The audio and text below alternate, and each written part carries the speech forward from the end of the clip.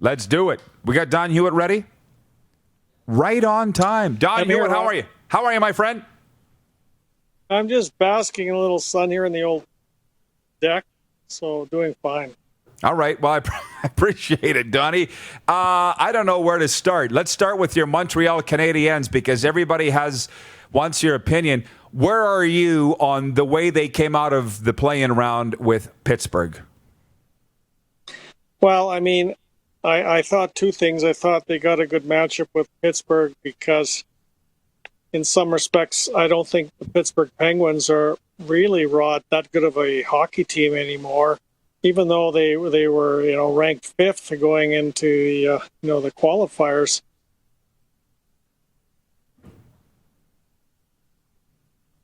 You look at he's still going. What's that? Keep going.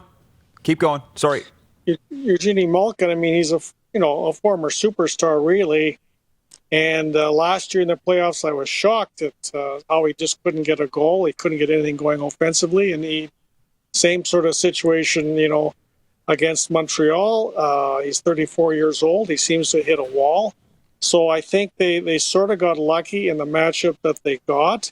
And then players like Shea Weber just blew me away. I had no idea that a Shea Weber could lead the team like that at his age in the way that he did. And then, some of the speed that they had did create problems for Pittsburgh. They played better in front of Carey Price, and Carey Price rewarded them with obviously a better save percentage, and he played pretty well. But now you've got them against the Flyers that are such a juggernaut. I was crazy that they just mowed over, Boston, Tampa, and Washington the way they did, and they've got a great young goaltender, maybe the future best goaltender in the NHL. Well, Don, I've got a lot of friends in Montreal. They thought the Habs could go all the way. For sure, they thought they could get by Pittsburgh in a shortened series if Carey Price stole it. The Habs are not a young team. Are you on the train that they could go all the way? No, I'm not on that train at all. I don't know what's going to happen in terms of how good Philadelphia really is playing, really. I mean, how engaged were some of the other teams in this round robin? I don't know, but we're going to find out how good they really are. And if they're as good as they looked in the round robin, then Montreal's going to be in trouble. But Montreal's clearly underdogs. And the reality is, every Canadian team, left in the playoffs route is going to be an underdog. So hopefully one of the three, two of the three, and three of the three rise up. We'll see. Off the board with a question for one. Alan, the intern, the Asian sensation, our intern here, Alan, he is going to be our mascot, Ricky the Iguana. The suit is on the way here.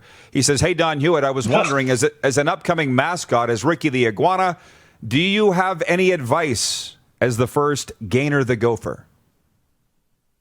My advice would be the true Ricky. Be true to yourself as an iguana and live like an iguana would live 24/7 so that you're not a phony and you won't fool anybody.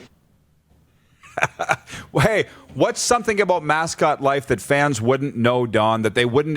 there's Ricky on the screen, just popped his head out, that somebody wouldn't know. What's it like being in that suit? Looks good. Well, you're going back, when I was in this suit, you're going back to 1977 through to 79 inclusive. They had very, very heavy, hot metallic in those days, nothing lighter stuff they'd have now. So you got to be in decent condition in that era because you were sweating your you-know-what off. I remember one Labor Day game, I thought I was going to have a heart attack. But I think the key to it really is just try to put yourself in that suit like you're that Ricky Iguana and just let her fly. Right. Don't be shy. Well, we all know the famed Rolly Barassa, who was canine for so many years, and he's recently retired. He was the Pats mascot. He said kids really seem to get a kick out of punching you in the junk. Were you around kids a lot? Did they take a particular glee in nut punching you? Oh, yeah. I mean, the thing with Gainer, they've shortened his tail in recent years, and there's probably a very good reason, Rod, why they did that, because the kids would just literally pull you by that big long tail that Gainer used to have, and you'd go flying sometimes if the kid was 13 years old, but he was 6 foot 190 pounds. You'd go flying with that tail. So, keep the stubby tail for sure. And, Rolly Barassa was amazing. The amount of years he did that at Pat games is just, it blows anything. I only did it for 3 years, for goodness sake. That's nothing compared to what Rolly did. Absolutely nothing. Love it. Don, no laughing matter is the state of the Canadian Football League. I'm anxiously awaiting your next blog. What is your take? Yours last one I read them all, Don. You know that was how the NFL owes it to the CFL to come financially to the rescue. Your take on, as we sit here today, Monday, August the 10th, where it is and where it's going. Well, I find it interesting what you're talking about with Maple Leaf Sports and Entertainment. That's an interesting theory.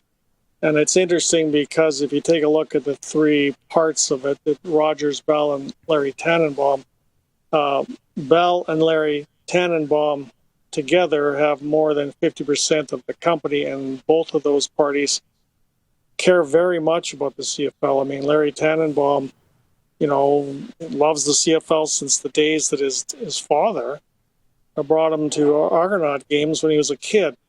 So you might have something to that.